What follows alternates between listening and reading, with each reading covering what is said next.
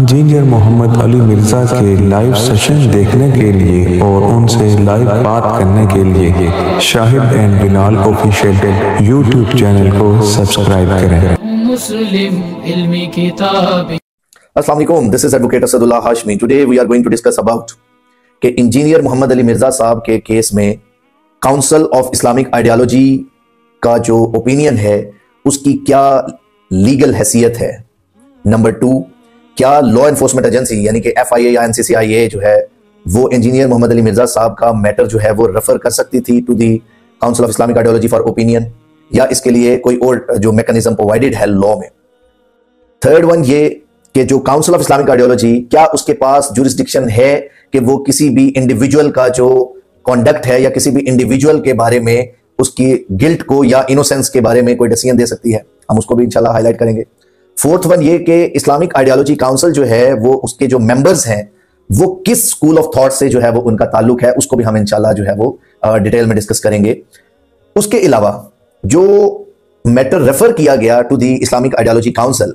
उसमें क्योंकि previous video में हमने डिस्कस किया था काउंसिल ऑफ इस्लामिक आइडियोलॉजी के पास एडवाइजरी जुरिस्डिक्शन है, ओपिनियन की जुरिस्डिक्शन है, और ये ओपिनियन इनसे कौन सी अथॉरिटी है जो ले सकती है और ये उनके ऊपर बाइंडिंग है या नहीं है, तो इसके ऊपर भी हम इंशाल्लाह डिटेल में डिस्कस करेंगे। और इन द एंड इंशाल्लाह हम लोग फर्दर डिटेल में डिस्कस करेंगे कि अब क्योंकि ये ओपिनियन किस हद तक जो है वो इंजीनियर मोहम्मद अली मिर्ज़ा साहब के केस में जो है वो उसको इफेक्ट कर सकता है, इससे उनकी लाइफ कितनी जो है वो उसके लिए लाइफ के लिए कितना रिस्क जो है वो बना इस ओपिनियन की वजह से, उसको भी डिस्कस करेंगे। और इसको लीगली हम कहां चैलेंज कर सकते हैं और किस तरह जो है वो इसको हम चैलेंज कर सकते हैं, और इसको अब कैसे हम नलिफाई करवा सकते हैं from the court of law, तो उसके बारे में भी इंशाल्लाह हम जो है वन बाय वन डिटेल में डिस्कस करेंगे इंशाल्लाह। फर्स्ट ऑफ ऑल, जब 295C पाकिस्तान पीनल कोड की FIR लॉन्च होती है इंजीनियर मोहम्मद अली मिर्ज़ा साहब के अगेंस्ट, उनको 3 MPO के तहत पहले अरेस्ट किया जाता है और फिर 295C की FIR हो जाती है और फिर उनको डिटेन करके तो फिर रिमांड में और देन जो है जुडिशियल लॉकअप में भेज दिया जाता है। अब ये सारी वो चीजें हैं जो आपको ऑलरेडी इंफॉर्मेशन है इस चीज के बारे में। आज हम being a legal expert, being a student of law, हम ये डिस्कस करेंगे इस जो काउंसिल ऑफ इस्लामिक आइडियोलॉजी की जो असल में रिपोर्ट है, जो ओपिनियन है, इसका इंजीनियर मोहम्मद अली मिर्ज़ा साहब के ऊपर क्या इफेक्ट होने वाला है या इसके क्या असरात हैं और क्या फ्यूचर में अक्रू किए जा सकते हैं, उसके ऊपर भी हम इंशाल्लाह डिटेल में डिस्कस करेंगे। फर्स्ट ऑफ ऑल, पहली इसमें इलीगैलिटी इस रिपोर्ट में यह है कि इंजीनियर मोहम्मद अली मिर्ज़ा साहब का जो बेसिक केस है, उस केस के जो बेसिक कॉन्टेक्स्ट को जो डिस्कस किया गया इसके अंदर, एक छोटी सी लाइन को, एक छोटे से पोर्शन को इसके अंदर डिस्कस किया गया। तकरीबन ऑलमोस्ट 1 घंटे की वीडियो है इंजीनियर मोहम्मद अली मिर्ज़ा साहब की, ये जो कंट्रोवर्शियल जिसको बनाया जा रहा है उस पॉइंट ऑफ व्यू के ऊपर, और उस 1 घंटे की रिलीजियस टीचिंग के अंदर उन्होंने डिटेल में डिस्कस किया बहुत सारे इस्लामिक कॉन्सेप्ट्स के बारे में, उनसे क्वेश्चनिंग की जा रही थी और वो उसके आंसर्स दे रहे थे, और उसके अंदर जो है वो उन्होंने एक कॉन्टेक्स्ट को जो है वो for the sake of knowledge of the public, general public, as well as the answer of the question of the anchor person जो कि उनसे पूछ रहा था, उसके जो है वो ओपिनियन के ऊपर, उसके क्वेश्चन के ऊपर जो है वो ओपिनियन दिया गया by the engineer Mohammad Ali Mirza साहब, जो कि उन्होंने किसी और रिलीजन के जो है वो उसका कॉन्सेप्ट जो है वो बताया कि वो लोग क्या बिलीव रखते हैं, हालांकि कुरान पाक हमें ये जो है वो इजाजत देता है। अब उसमें से सिर्फ एक बात, लेकिन कुरान मुझे इजाजत दे रहा है कि मैं उसकी औरत के साथ शादी कर सकता हूं अगर वो किसी क्रिश्चियन की बेटी है, और सूरह माइदा की आयत फलाफला। अब ओपिनियन जो लॉ, पहली बात के law enforcement agency has no authority to refer the matter to Islamic ideology council, and Islamic council of Islamic ideology cannot even overtake या cannot even take over the case of any individual, और individual dispute जो है उसको take over नहीं कर सकती, कि ना ही कोई अथॉरिटी उसको रेफर कर सकती है। टोटल 4 लोग जो है, 4 अथॉरिटीज हैं जो लॉ में, कॉन्स्टिट्यूशन ऑफ पाकिस्तान में आर्टिकल 230 ऑफ द कॉन्स्टिट्यूशन में प्रोवाइडेड है कि कौन कौन लोग जो है उनसे एडवाइस मांग सकते हैं या किन किन को ये एडवाइस दे सकते हैं। नंबर 1 आपका president of Pakistan, number 2 governors of the provinces, number 3 parliament, number 4 provincial assemblies. इनके अलावा ना वो किसी को एडवाइस कर सकता है और ना ही कोई इनसे एडवाइस ले सकता है। ये एक प्रिंसिपल है जो कि सेटल्ड है कॉन्स्टिट्यूशन में भी और वैसे भी। अब जब ओपिनियन के लिए रेफर कर दिया गया matter to the Islamic ideology council by the law enforcement agency, अब उसमें उन्होंने 295C के बारे में डिटेल जो है वो मांगी कि क्या 295C की कार्रवाई इनके ऊपर बनती है या नहीं। अब उन्होंने 295C की जो मेन कॉन्टेक्स्ट था कि अल्लाह के नबी सल्लल्लाहु अलैहि वसल्लम के बारे में क्रिश्चियंस क्या सोचते हैं या उनकी क्या थिंकिंग है, उसके बारे में ओपिनियन लिया गया, और उसमें इलीगैलिटी कमिट ये हुई काउंसिल ऑफ इस्लामिक आइडियोलॉजी से कि उन्होंने अपनी बायसनेस को इस 2 पेज के लेटर के अंदर जिसको डिसीजन का नाम दिया, हालांकि they have an authority just to provide opinion कि जी बिकॉज उनको एक इस्लामिक स्कॉलर्स की रिप्रेजेंटेशन के लिए कहा जाता है, तो लिहाजा दे वर एक्चुअली प्रिज्यूम्ड कि जी वो जज हैं या किसी हाई कोर्ट या सुप्रीम कोर्ट के जज हैं और उन्होंने इसको फैसले का जो है वो इसका जो है वो दर्जा दे दिया। अब वो ऊपर लिखते क्या है, मिर्जा मोहम्मद अली इंजीनियर के खिलाफ दर्ज 295C की FIR और उसके कलिमात का हुक्म, और शुरू में लिखा है फैसला बाबत, मतलब दे आर एक्चुअली प्रिटेंडिंग कि भाई वो डिसीजन दे रहे हैं just like a high court और supreme court, a court of law, कि जी हम अपना जो है वो इसके ऊपर डिसीजन दे रहे हैं। सेकेंड वन इंपॉर्टेंट चीज ये है कि अगर FIA ने, NCCI ने उनको रेफर किया मैटर फॉर द ओपिनियन और साथ में 7, 8, 10 जो हैं वो फतवे जो थे वो in the favour of engineer Mohammad Ali Mirza साहब, एलिजिडली जो उन्होंने कहा कि जी 7 उनके ओपिनियन जो है वो उन्होंने फॉरवर्ड किया to the council of Islamic ideology, तो उसको फर्स्ट ऑफ ऑल ये बताया जाए कि काउंसिल ऑफ इस्लामिक आइडियोलॉजी से जिस कॉन्टेक्स्ट में ओपिनियन मांगा गया वो उस कॉन्टेक्स्ट से बाहर जा ही नहीं सकते। फर्स्टली इसका मतलब यह है कि यह डिसीजन वाइड एबनिशो है। वाइड एबनिशो का मतलब होता है रूट ही इसकी इलीगल है, यानी कि ज्यूरिसडिक्शन विदाउट लॉफुल अथॉरिटी, ये उन्होंने डिसीजन दिया। नंबर 3 जो इसके अंदर इलीगैलिटी कमिट की, क्वेश्चन था 295C का, और वो अपने तौर पे डिफरेंट वीडियोस का रेफरेंस देके कि जी डिफरेंट पहले भी जो है ना ये बंदे ने जो है ये कुछ किया है, तो लिहाजा उन्होंने जो है वो इसके अगेंस्ट 295B जो है कुरान पाक की जो है वो बेहुरमती के अंदर भी जो है वो नाउज़ुबिल्लाह इसके अंदर भी जो है वो ये इसका मुर्तकिब होता है। अब मेरा क्वेश्चन ये है कि जब आपसे ओपिनियन किसी एक पर्टिकुलर पॉइंट के लिए मांगा जाए, अब ये ही सेम प्रिंसिपल अमाइकस क्यूराई जो हाई कोर्ट या सुप्रीम कोर्ट के लिए एक्सपर्ट्स बुलाए जाते हैं, या जो QSO में आर्टिकल 59 से ऑनवर्ड जो है वो प्रोवाइडेड है कि कैसे एक्सपर्ट्स ओपिनियन कैसे लिया जाएगा। अब जो कहने का मकसद ये है कि एक्सपर्ट्स ओपिनियन में काउंसिल ऑफ इस्लामिक आइडियोलॉजी एक नॉन बाइंडिंग ओपिनियन है कि आप सिर्फ ओपिनियन लें उनसे कि कुरान और सुन्ना इसके बारे में क्या कहता है। पूरी इस 2 पेज की स्टोरी में जो इन्होंने बनाई, जो कि पढ़ने से फील हो रहा है कि बेसिकली आसिफ अशरफ जलाली साहब का ही बेसिकली लिखा हुआ 2 पेज का जो मरासला था जो यहां पहुंच गया, और फिर उसको जो है वो उन्होंने उसको उसी तरह से एज इट इज जो है वो साइन वगैरह करके जो है वो उसको अनाउंस कर दिया। अब तीसरी इलीगैलिटी इसके अंदर क्या होती है, ये जो मरासला है इसको आप डिसीजन नहीं कह सकते। फोर्थ वन ये कि अभी मैटर इन्वेस्टिगेशन के दौरान आपको भेजा गया है ओपिनियन के लिए, तो क्योंकि ये कॉन्फिडेंशियल होती है सारी इंक्वायरी इन्वेस्टिगेशन जो चल रही होती है, पुलिस फाइल जो रिपोर्ट में चल रहा है मामला, तो उसको इन्हें पब्लिक नहीं करना चाहिए था। ये भी इलीगैलिटी है कि आपने जानबूझ के इन्फ्लुएंस करने की कोशिश की है कि आप जजेस और जो लोगों के ओपिनियंस को जो है वो अंडरमाइन करें, उनको जो है वो आप इन्फ्लुएंस करें थ्रू दिस कि जी देखें जी इस्लामिक आइडियोलॉजी काउंसिल ने भी ये कह दिया। अब हम आते हैं नेक्स्ट उसके ऊपर कि इस्लामिक आइडियोलॉजी काउंसिल के जो करंट मेंबर्स हैं, वैसे उसका क्वोरम जो है वो 20 यानी 20 मेंबर्स हैं उनके, और उनमें जो इंपॉर्टेंट बात जो बड़ी एक मेरे नजदीक जो है वो एक बड़ी इंपॉर्टेंट बात है जो कि इसमें मिस नहीं करनी चाहिए, वो क्या है कि लीगल ओपिनियन जब आप एक किसी भी कॉन्स्टिट्यूशनल अदारे को रिप्रेजेंट कर रहे हैं तो फिर आपको ऑनेस्ट और न्यूट्रल ओपिनियन देना चाहिए, इंस्टेड के आप जो है किसी पर्टिकुलर सेक्ट को, अपने किसी पर्टिकुलर जो है वो क्लास को रिप्रेजेंट करते हुए बाइसनेस दिखाएं और आप उसको जो है वो इनवैलिडेट करने की कोशिश करें। पहला जो इसका जो सबसे इंपॉर्टेंट चीज जो इंपॉर्टेंट है, क्योंकि इंजीनियर मोहम्मद अली मिर्जा साहब की मैंने बहुत सारी वीडियोस देखी, उनमें मोस्ट ऑफ द टाइम उन वीडियोस में, ज्यादातर वीडियोस में बरेलवी स्कूल ऑफ थॉट के जो कॉन्सेप्ट्स हैं उसको उन्होंने एंटी इस्लामिक डिक्लेयर किया, जैसे मकबरों से मांगना, पीरों से मांगना, दरबारों पे जाके माथे टेकना, और बहुत सारी चीजों को उन्होंने बिदात और एंटी इस्लामिक और बहुत कुछ डिक्लेयर किया। अब हो क्या रहा है कि जो बंदा बरेलवी स्कूल ऑफ थॉट को गलत कह रहा है कि उनके कुछ कॉन्सेप्ट्स जो हैं वो गलत हैं, कुछ नहीं बहुत सारे कॉन्सेप्ट्स जो गलत कह रहा है उनको, यानी इनडायरेक्टली उनको फॉर एग्जांपल क्रिटिसाइज कर रहा है, आप उस शख्स के अगेंस्ट फतवा किनसे ले रहे हैं, काउंसिल ऑफ इस्लामिक आइडियोलॉजी को रिप्रेजेंट किससे करा रहे हैं, सारे almost Barelvi school of thought से। अब मैं आपको बताता हूं जो मेंबर्स जिन्होंने ये सिग्नेचर किए, 20 मेंबर्स के मैक्सिमम जो मेंबर्स होते हैं, उनमें जो सबसे पहली बात जो चेयरमैन है डॉक्टर रागिब हुसैन नईमी साहब जो है chairman council of Islamic ideology, Naimi school जो है उसको चलाते हैं लाहौर में, और बरेलवी स्कूल ऑफ थॉट से उनका ताल्लुक है।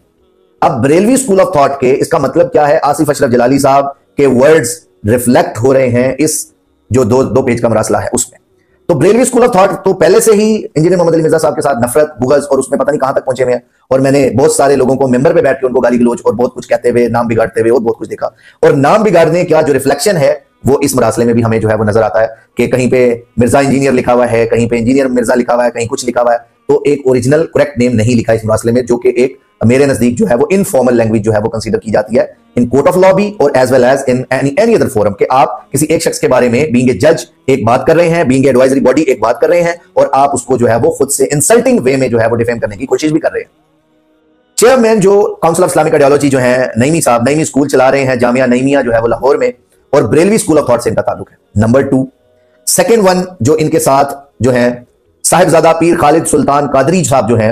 उनका ताल्लुक किससे है? बरेलवी स्कूल ऑफ थॉट से। और वही कादरी लाइनेज जो है वो सारे जो बरेलवी स्कूल ऑफ थॉट के जो लोग हैं वो सारे जो हैं वो, यानी इनका ताल्लुक भी बरेलवी स्कूल ऑफ थॉट से है। फिर उसके बाद आप नेक्स्ट आ जाएं, डॉक्टर उजैर महमूद अल अजहरी जो है वो बेसिकली उनका भी ताल्लुक बरेलवी स्कूल ऑफ थॉट से है। ये इंपॉर्टेंट बात है कि ये क्वेश्चन ऑफ बायस जो है वो उसको डिटरमिन करता है, ये भी बरेलवी स्कूल ऑफ थॉट से है। फिर उसके बाद नेक्स्ट जो है पीर शमसुर रहमान मशहदी जो है, उनका ताल्लुक भी बरेलवी स्कूल ऑफ थॉट से है। वो सूफिया कराम और उनके ऊपर जो इंजीनियर मोहम्मद अली मिर्जा साहब जो है वो क्रिटिसाइज करते थे, तो इनका ताल्लुक भी बरेलवी स्कूल ऑफ थॉट से है। उसके बाद प्रोफेसर डॉक्टर मुफ्ती इंतखाब अहमद जो है, इनका ताल्लुक अहले हदीस स्कॉलर उससे है, और उनके बारे में भी जो है वो इंजीनियर मोहम्मद अली मिर्जा साहब जो है वो बहुत सारा क्रिटिसाइज कर चुके हैं। इसके बाद एक और हाफिज ताहिर अशरफी साहब जो है, ताहिर महमूद अशरफी साहब, उनका ताल्लुक भी बरेलवी स्कूल ऑफ थॉट के बड़े उलमा में, पॉलिटिकल उलमा में शामिल होता है। तो वो भी उनके जो है वो मेन स्ट्रीम जो है वो सुन्नी स्कूल को जो है वो रिप्रेजेंट करते हैं, जिनको इंजीनियर मोहम्मद अली मिर्जा साहब जो है वो क्रिटिसाइज करते रहे हैं सारे, उसमें कुरान और सुन्ना की रोशनी में हर उनके जो एक्ट्स हैं, कॉन्डक्ट्स हैं, उनको जो है वो शुरू से क्रिटिसाइज करते रहे हैं, और उनको एंटी इस्लामिक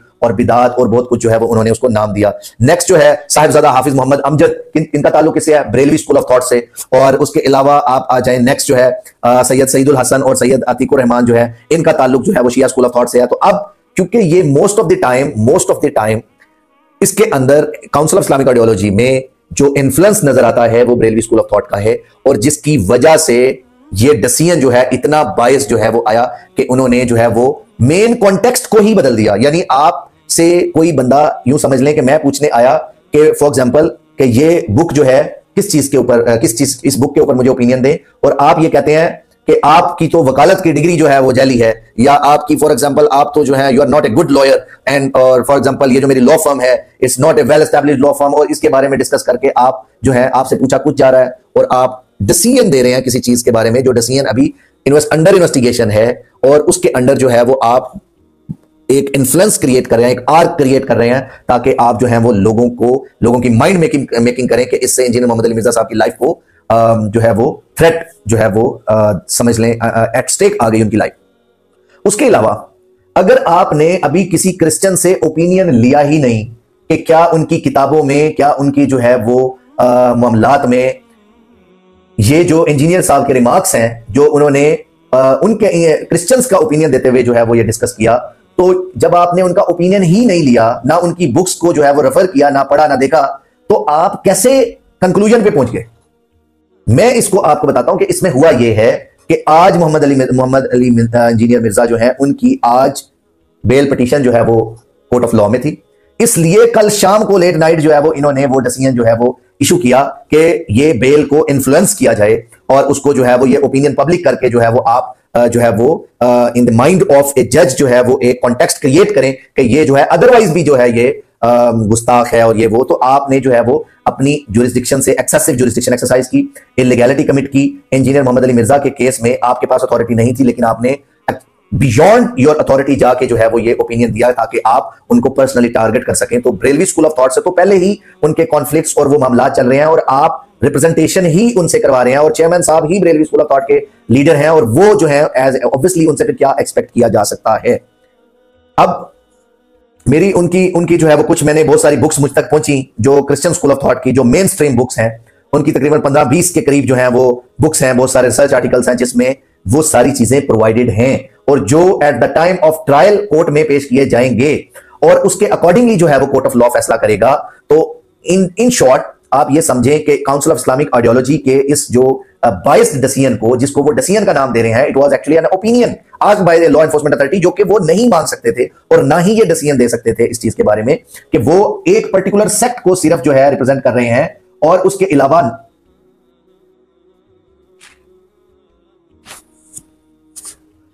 उसके अलावा जो इंपॉर्टेंट चीज है वो ये कि जब आप एक किसी को रिप्रेजेंट करने जा रहे हैं, तो मेरे नजदीक ये डिसऑनेस्टी है कि अगर आप फॉर एग्जांपल आपसे ओपिनियन मांगा गया किसी एक पॉइंट से रिलेटेड, और आप उस पॉइंट से हटके दुनिया की सारी बातें जो हैं वो उसके अंदर डिस्कस कर दें, और आप लॉ एनफोर्समेंट एजेंसी को who has given you an authority कि आप जो है अपने पास से सजेस्ट करें कि इनके अगेंस्ट जो है वो 295 बी की कार्रवाई भी जो है वो की जाए। तो ये भी असल में इलीगैलिटी कमिट की गई by the council of Islamic ideology.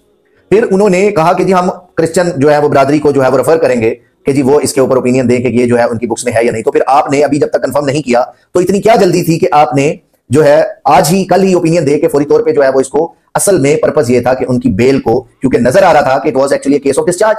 तो इसलिए उन्होंने रात को ओपिनियन दे दिया ताकि सुबह जो है वो बेल के मामले में जो है वो इन्फ्लुएंस किया जा सके। अब जबकि ये सारा मामला यहां तक पहुंचा है तो अब फर्स्ट ऑफ ऑल तो हम इसको कंडेम करते हैं कि ये एक इलीगल अथॉरिटी और इलीगल जो है वो उन्होंने डिसीजन दिया जो उनके पास अथॉरिटी नहीं थी। इन्होंने एक इंजीनियर मोहम्मद अली मिर्जा साहब की लाइफ को जो है वो एट स्टेक लेके आए और उसको जो है वो उनके लिए सिक्योरिटी रिस्क बना दिया और जिसकी वजह से जो है वो उनकी जान खतरे में है।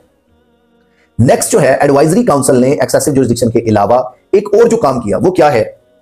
कि उन्होंने जो ओपिनियन मांगा गया था उसके अलावा और बहुत सारी चीजों को जो है वो डिस्कस किया कि हमने जी पहले उनकी प्रीवियस बहुत सारी वीडियोस देखी और हमने जो है वो फलां ओपिनियन उनके जो है वो डिटेल में देखे और ये वो हमने एनालिसिस किया तो ये, और फिर उन्होंने 3 चीजों को एक्सेप्शन के दायरे में डाला कि जी एजुकेशन, किसी को एजुकेट करने के लिए अगर आप फॉर एग्जांपल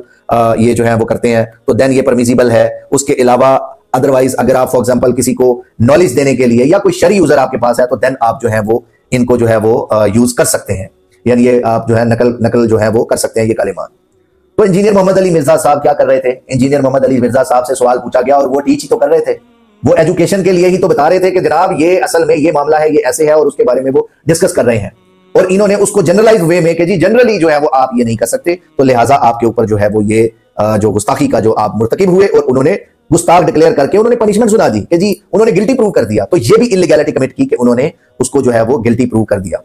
अब इंपॉर्टेंट ये है कि इसको चैलेंज किया जाना चाहिए ऑब्वियसली कि ये एक बाइस्ड, फॉल्स और फ्रिवलस जो है वो डिसीजन है और ये डिसीजन नहीं ओपिनियन था लेकिन उसको डिसीजन बना दिया गया कि जी यानी कॉन्फ्लिक्टिंग स्टेटमेंट्स जो है वो देके, और ना कोई कुरान पाक की आयत का रेफरेंस दिया गया ना कोई अहादीस का रेफरेंस दिया गया कि किन किन अहादीस के अंडर जो है ये चीज जो है वो इनवैलिड डिक्लेयर होती है या किन किन कुरान पाक की आयत के अंडर जो है वो ये चीज जो है वो कोट करना, नकल करना जो है वो इनवैलिड हो सकता है। इन सारी मामलात को काउंसिल ऑफ इस्लामिक आइडियोलॉजी जो है उसको खुद अपने जो है वो उसकी जरूरत है रिफॉर्म्स की कि आप जो है कोई भी डिसीजन दे रहे हैं चाहे आप गलत दें चाहे आप गलत ओपिनियन दें, एटलीस्ट मुझे पता चलता कि काउंसिल ऑफ इस्लामिक आइडियोलॉजी ने जो रिप्रेजेंटेशन दी उन्होंने जो है वो डिसीजन दिया डिटेल में और उसके अंदर कोई कुरान पाक की आयत, उसके अंदर कोई अहादीस के रेफरेंसेस कि किन किन अहादीस को के अंडर जो है वो ये पनिशमेंट हुई या कोई पहला कोई प्रेसिडेंट जो है वो डिस्कस किया जाता कि फॉर एग्जांपल के जी इन्होंने जो है वो ये मामला किया और पहले हिस्ट्री में ये कुछ मामला हो चुका।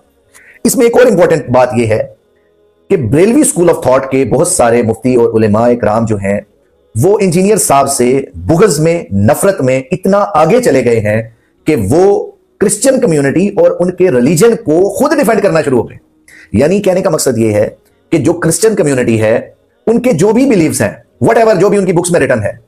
नौज़बिल्ला इतनी गुस्ताखी या इतनी जो है वो अपना उस स्टेटमेंट से इतनी इस्लाम की और दीन की बदनामी नहीं हुई जितनी इन लोगों ने गलत ओपिनियन दे दे के बार बार इस बात को डिस्कस कर करके इन्होंने पूरी दुनिया के अंदर हवा जो है वो उछाल के रख दिया इस चीज को कि देखो इस्लामिक स्कॉलर आपस में कैसे जो है वो लड़ रहे हैं और आपस में एक दूसरे को काफिर डिक्लेयर कर रहे हैं। तो उनका तो मकसद पूरा हो गया। तो मेरा ओपिनियन ये है कि देखें इर्रेस्पेक्टिव ऑफ दैट कि आप जिस भी सेक्ट से हैं, जब आपसे मशवरा लिया जाए तो मशवरा एक अमानत है जिसके बारे में अल्लाह ने पूछना है। तो आप अगर ओपिनियन दे रहे हैं तो आप अगर सही ओपिनियन नहीं दे सकते तो आप माजरत कर लें कि जी मैं क्योंकि इन्फ्लुएंस्ड हूं, मेरे तो खिलाफ उन्हें 100 बातें की नहीं है, तो लिहाजा आप ऐसा करें कि मैं मुझे जो है इस कमीशन में से इस जो है वो इस डिसीजन में से मुझे निकाल दिया जाए।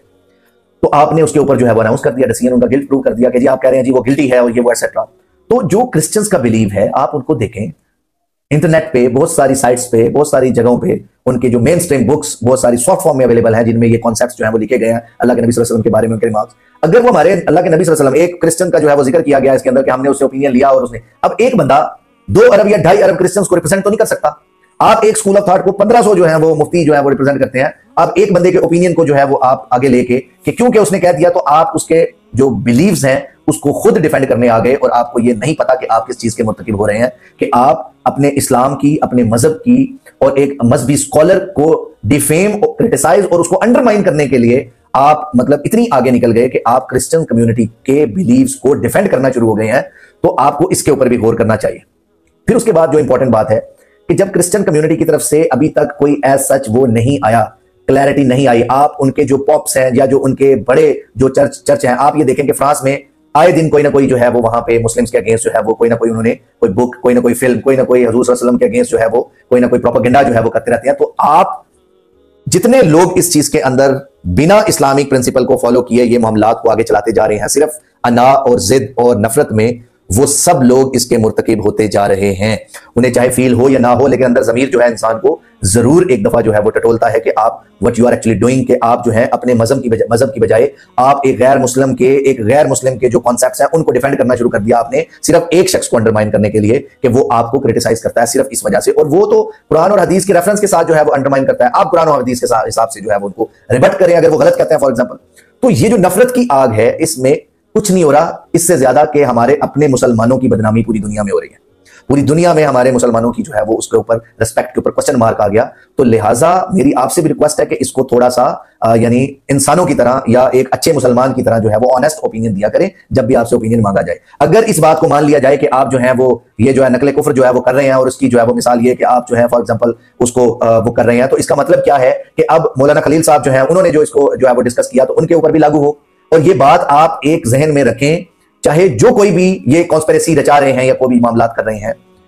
ये अगर आज इंजीनियर मोहम्मद अली मिर्जा साहब के अगेंस्ट ये आपका ओपिनियन जो है जिसको आप डिसीजन का नाम दे रहे हैं, अगर ये उनके खिलाफ आप यूज करते हैं तो कल को ये आग यहां रुकने वाली नहीं है। कल को जो आपका मौलवी, जो आपका मुफ्ती, जो आपका कोई मौलवी मेंबर पे बैठ के कोई ऐसी बात किसी भी रिलीजन के बारे में कोई डिस्कस करेगा तो वो 295 सी और बी के जुमरे में आएगा और फिर उसके ऊपर एफआईआर होंगी और फिर उसके बाद आप लोग जस्टिफाई करते फिरेंगे और फिर उनकी तावीलें देते फिरेंगे। ये चीज जो आप शुरू कर रहे हैं, जिसकी बुनियाद आप रख रहे हैं, ये हमारे मुसलमानों के लिए भी, हमारे रिलीजन के लिए भी एक अलार्मिंग सिचुएशन है कि जिससे हमें अवॉइड करना चाहिए बीइंग ए मुस्लिम। उसके बाद आप रेगुलर बेसिस पे देखते हैं बहुत सारे मुफ्तियान कराम ने इस बात को क्लैरिफाई किया, अहादीस और कुरान पाक की रोशनी में फतवाजात इशू किए कि ये जो है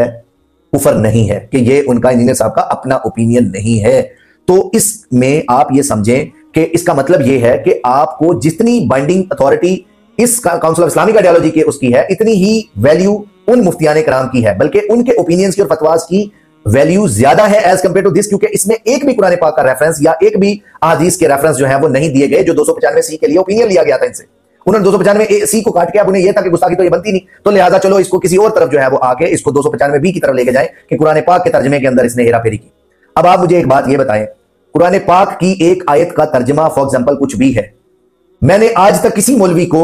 एग्जैक्ट तर्जमा करते नहीं देखा। सारे अपनी स्टोरी, तशरी और पता नहीं क्या कुछ मफहूम का नाम देके उसके अंदर स्टोरियां सुनाते हैं, अपने अपने मामलात, अपने अपने सेक्ट को तशरी करके। जहां पे कुरान पाक में अगर तर्जमा जो है वो उसका जो ट्रांसलेशन है वो अगर फॉर एग्जांपल लिमिटेड है, तो आगे उसकी जो है वो तशरीह उन्होंने खुद से जो है वो उनके जो बुजुर्गों ने खुद से जो है वो अपने हिसाब से ओपिनियंस बनाए हुए हैं। देवबंदियों के अपने ओपिनियंस हैं, बरेलवी स्कूल ऑफ थॉट के अपने ओपिनियंस हैं, बाकी जितने स्कूल्स ऑफ थॉट हैं उन सबके अपने अपने ओपिनियंस हैं। तो लिहाजा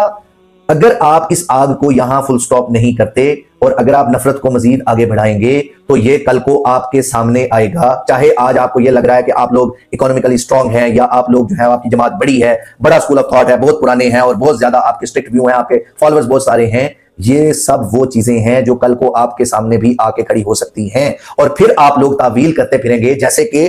प्रीवियस हिस्ट्री में मैंने बहुत सारी चीजें देखी कि जिसके अंदर वीडियोस में बहुत ज्यादा गुस्ताखाना बातें हुई, बड़े बड़े बुजुर्गों के थ्रू जो है वो बहुत सारी बातें किताबों में भी बरेलवी स्कूल ऑफ थॉट में लिखी। उसके ऊपर हनीफ कुरैशी साहब का भी ओपिनियन था कि देखिए जी वो बुजुर्गों ने लिख दी हैं किताबें, अब उसके अंदर आपकी मर्जी है, हम इसको बाइंडिंग नहीं कहते, बुजुर्गों ने लिख दिया, आप माने या ना माने, जो कुरान पाक के रिलेटेड होगी या कुरान और सुन्नत से होगी तो हम उसको मानेंगे, अगर नहीं है तो उसको नहीं मानेंगे। तो क्वेश्चन ये आता है कि वो लिखी ही क्यों गई? तो लिखी गई तो इसका मतलब है जिसने लिखी वो गुस्ताखी का मुर्तकिब हुआ, वो कुरान पाक में इनहराफ करने का मुर्तकिब जो है वो हुआ। तो लिहाजा आप इस चीज को समझें, इसको थोड़ा सा ऑनेस्टली इसके ऊपर जो है वो आप डिस्कस करें।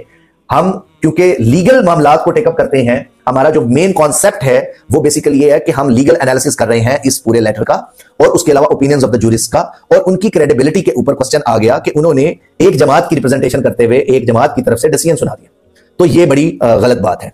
फिर उसके अलावा अब लास्ट में अगर आप आ जाएं तो अब क्योंकि ये डिसीजन हो गया, ये किस हद तक जो है वो इंजीनियर मोहम्मद अली मिर्जा साहब के केस को अफेक्ट कर सकता है, हम इसको डिस्कस करते हैं। इंजीनियर मोहम्मद अली मिर्जा साहब के केस में हो क्या रहा है कि बेसिकली डिस्कशन इस बात की है कि अभी आज बेल उनकी जो है वो कोर्ट ऑफ लॉ में पेंडिंग थी। अब जब बेल पेंडिंग थी तो कल रात को ये जानबूझ के ओपिनियन दे दिया गया ताकि बेल में इन्फ्लुएंस किया जाए और उसकी वजह से जो उनकी अभी जो टीम है, लीगल टीम, वो बेसिकली उन्होंने उसको प्रेस करने से फिलहाल जो है वो स्टेटस को मेंटेन किया जरा कि जी क्योंकि मामला जो है वो एकदम से जो है वो मजीद हार्श कर दिए गए, तो उसको जो है वो बेसिकली क्योंकि ऑब्वियसली इंजीनियर मोहम्मद अली मिर्जा साहब की लाइफ जो है वो खतरे में भी है कि कोई भी सरफिरा जो है वो उठ के इनके फॉलोअर्स में से, क्योंकि ऑब्वियसली पॉइजनस जो है वो और पॉइजन जो है वो ये उनके माइंड में जो है वो भरते हैं बच्चों के और जो उनके फॉलोअर्स हैं उनमें, तो वो एक इस वजह से जो है उनकी ये हिकमत अमली है। तो उसके अलावा अभी फिलहाल इंजीनियर मोहम्मद अली मिर्जा साहब और उनकी लीगल टीम के पास नेक्स्ट क्या ऑप्शन है? फर्स्ट ऑफ ऑल ये कि ये जो ओपिनियन आया है हमारे नजदीक ये इनवैलिड डिसीजन है। वैसे तो ऑनरेबल सुपीरियर कोर्ट और सुप्रीम कोर्ट ऑफ पाकिस्तान ने इसको already council of Islamic ideology के जो ओपिनियंस है उनको नॉन बाइंडिंग डिक्लेयर किया हुआ है ऑलरेडी,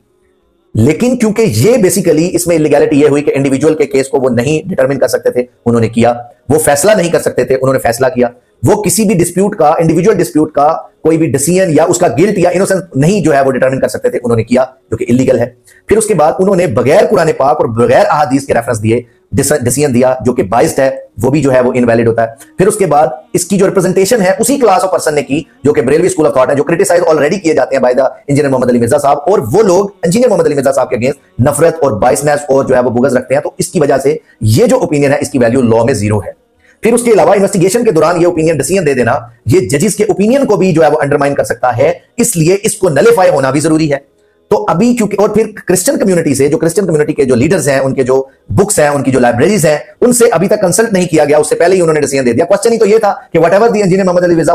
स्टेटमेंट वाज कि उसको जो है क्या वो क्रिश्चियंस की ओपिनियन है या नहीं, ये क्वेश्चन था। और आपने इसको जो है वो किसी और एंगल से लेके उसका ट्विस्ट दे दिया ताकि इसको जो है वो मजीद जो है वो लस्सी बनाया जाए, इसको मजीद जो है वो बढ़ाया जाए इस आग को। तो इस चीज ये जो है वो अनफेयर है। फिर इसके बाद अभी इंजीनियर मोहम्मद अली मिर्जा साहब की जो लीगल टीम है उनसे मेरी रिक्वेस्ट है कि देखिए इस चीज को माइंड में रखें कि अभी ये, हालांकि एडवाइजिंग जो है वो एडवाइजरी जो अथॉरिटी है इनके पास जस्ट इस ओपिनियन की वैल्यू नहीं है, लेकिन क्योंकि ये प्रिंसिपल ऑफ बायस पे,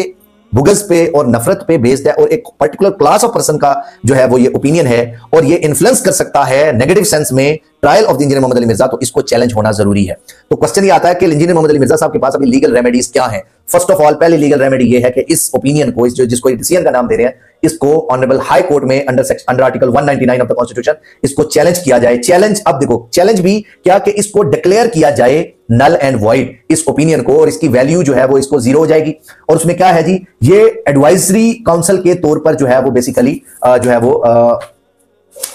एडवाइजरी काउंसिल है।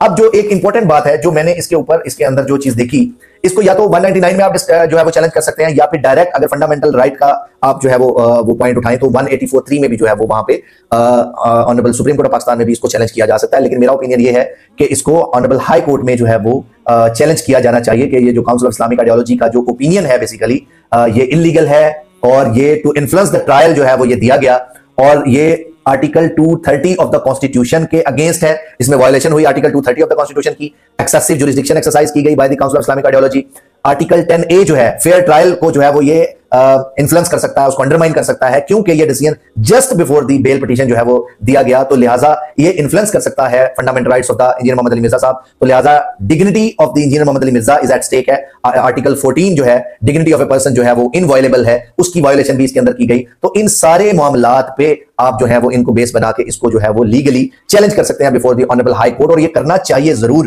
कि आप इसको चैलेंज करें, और फिर उसके अंदर कोर्ट इस ओपिनियन को नलिफाई कर देगी कि ये इन्वेस्टिगेटिंग ऑफिसर का मैंडेट ही नहीं है कि वो इनको भेजे ओपिनियन के लिए, और ना ही इनका मैंडेट है कि ये उस पर डिसीजन दे। तो लिहाजा गिल्ट और इनोसेंस का जो मैंडेट है वो ऑनरेबल सिविल कोर्ट्स और ऑनरेबल सेशन कोर्ट्स और ऑनरेबल हाई कोर्ट और सुप्रीम कोर्ट ऑफ पाकिस्तान जितनी कोर्ट्स है उनको दिया गया है। तो लिहाजा आज हम इसको कंक्लूड करते हैं, नंबर 1 कि ये जो ओपिनियन है काउंसिल ऑफ इस्लामिक आइडियोलॉजी का, ये ओपिनियन हम इसको जो है वो इनवैलिड कंसीडर करते हैं, हम इसको कंडेम करते हैं। उसके अलावा जो इसके मेंबर्स हैं उनको भी कंडेम करते हैं कि वो एक पर्टिकुलर क्लास ऑफ पर्सन से चाहे रिप्रेजेंट कर रहे थे उनको, लेकिन यहां ओपिनियन ऑनेस्ट आना चाहिए था, तो उन्होंने जो है वो ये इस आग को फर्दर बढ़ाने की कोशिश की। तो लिहाजा ये ओपिनियन जो है हमारे नजदीक इसकी वैल्यू जीरो है। फोर्थ वन ये कि ये just before the bail petition जो है वो दिया गया ताकि बेल में जज के माइंड को इन्फ्लुएंस किया जाए, तो उसके लिए भी जो है ये बाइसनेस शो होती है, और इसमें कोई कुरान पाक या कोई अहादीस का रेफरेंसेस इसमें नहीं दिए गए। तो उसकी बेस पे हालांकि जो काम था इनका काउंसिल ऑफ इस्लामिक आइडियोलॉजी का कि वो पिछले प्रेसिडेंट्स को डिस्कस करते हैं, इसके अंदर अहादीस को डिस्कस करते हैं, जिसके अकॉर्डिंगली जो है वो कोई ऐसा जो है वो ओपिनियन बिल्ड करते। और आपसे एक चीज के बारे में किया गया ओपिनियन, और आप जनरलाइज करके सारी दुनिया के ओपिनियन जो पहले उसने ये किया, उसने जनरली कई दफा यहां यूज किया कि किसने दिखाई, द क्वेश्चन इज किसने दिखाई आपको वीडियोस और निकाल के। अथॉरिटी ने तो, अगर आपके एलिजिडली यू आर सेइंग कि अथॉरिटी ने आपको फतवे भेजे 7-8 और साथ में इंजीनियर साहब का एक ओपिनियन बना के भेजा कि जी आप बताएं इसके बारे में 295 बनती है कि नहीं बनती, और आपको किसने बाकी वीडियोस दिखाई? आपसे क्वेश्चन ये हो रहा है कि इस वीडियो में आप बताएं 295 लगती है कि नहीं। आपने कहा इस वीडियो के नहीं नहीं नहीं फला वीडियो फला चीज और फला उनके अंदर जो है वो ये मामला नहीं हुआ। और फिर आपको किसने बताया आके कि भाई वो जो है कि जी बाकी स्कूल ऑफ थॉट का जो फतवा है उसको इसके पार्ट नहीं बनाया गया? किसने दिया? बिकॉज आपके अपने सेक्ट के लोगों ने आपको बताया और आपने उसको लेके उसी के ओपिनियन को आगे चला दिया। तो इन शॉर्ट ये इनवैलिड डिक्लेयर होना चाहिए, हाई कोर्ट में इसके अगेंस्ट रिट होनी चाहिए कि ये इसको जो है वो इसके इफेक्ट को और इसको नलिफाइड डिक्लेयर किया जाए, इनइफेक्टिव डिक्लेयर किया जाए कि इससे इन्वेस्टिगेशन और कोर्ट के जो प्रोसीडिंग और ट्रायल है उसको इन्फ्लुएंस ना किया जाए। और इससे आर्टिकल 10A वायलेट हुआ, आर्टिकल 14 वायलेट हुआ, article 230 of the constitution violate हुआ, जो ये कहता है कि president, governors, parliament and provincial assembly सिर्फ उनसे जो है वो एडवाइस मांग सकते हैं और वो एडवाइस नॉन बाइंडिंग है। तो इसलिए इसको नॉन बाइंडिंग डिक्लेयर किया जाए और साथ में इसको इनइफेक्टिव एंड इलीगल डिक्लेयर किया जाए। ये बहुत जरूरी है और इसमें डिले नहीं होना चाहिए। ये मेरी हम्बल रिक्वेस्ट है जो इंजीनियर मोहम्मद अली मिर्जा साहब के जो है वो केस को प्रॉपर्ली लीड कर रहे हैं उनके लिए। Thank you so much. Allah Hafiz.